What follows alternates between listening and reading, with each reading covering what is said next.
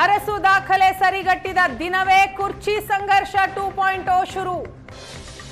2028ರವರೆಗೂ ಸಿದ್ದರಾಮಯ್ಯನವರೇ ಸಿಎಂ ಅಂತ ಬಸವರಾಜ ರಾಯರೆಡ್ಡಿ ಅವರು ಹೇಳಿಕೆ ಕೊಟ್ಟಿದ್ದಾರೆ. ಸಿದ್ದರಾಮಯ್ಯನವರಿಗೆ ಅಭಿನಂದನಾ ಪತ್ರವನ್ನ ಬರೆದಿದ್ದಾರೆ ಸಿಎಂ ಆರ್ಥಿಕ ಸಲಹೆಗಾರ ಬಸವರಾಜ ರಾಯರೆಡ್ಡಿ.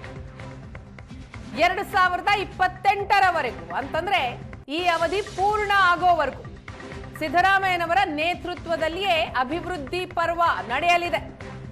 ಗ್ಯಾರಂಟಿ ಮತ್ತು ಆರ್ಥಿಕ ಶಿಸ್ತಿನ ಮೂಲಕ ದೇಶಕ್ಕೆನೆ ಕರ್ನಾಟಕ ಮಾದರಿ. ಸಿಎಂ ಸಿದ್ದರಾಮಯ್ಯ ಪರವಾಗಿ ಶಾಸಕ ಬಸವರಾಜ ರಾಯರೆಡ್ಡಿ ಬ್ಯಾಟಿಂಗ್ ಮಾಡಿದ್ದಾರೆ.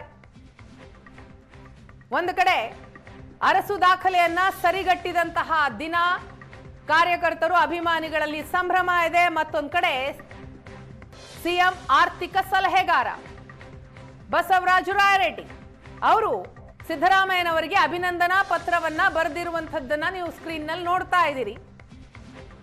ಕರ್ನಾಟಕ ರಾಜಕೀಯ ಇತಿಹಾಸದಲ್ಲಿ ಸಿದ್ದರಾಮಯ್ಯ ಹೊಸ ದಾಖಲೆಯನ್ನ ಬರೆದಿದ್ದಾರೆ. ಮಾಜಿ ಸಿಎಂ ದೇವರಾಜು ಅರಸು ಅವರ ದಾಖಲೆಯನ್ನ ಸರಿಗಟ್ಟಿದ್ದಾರೆ. ಪಂಚ ಗ್ಯಾರಂಟಿಗಳ ಮೂಲಕ ಮನೆ ಮಾತಾಗಿದ್ದಾರೆ.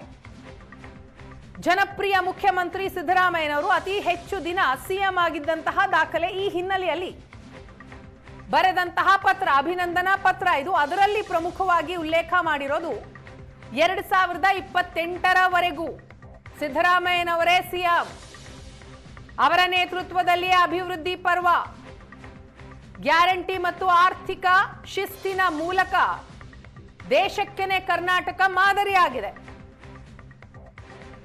ಪತ್ರದಲ್ಲಿ ಇದನ್ನು ಬರೆಯುವ ಮುಖಾಂತರ ಸಿದ್ದರಾಮಯ್ಯನವರ ಪರವಾಗಿ ಬ್ಯಾಟಿಂಗ್ ಮಾಡಿದ್ದಾರೆ.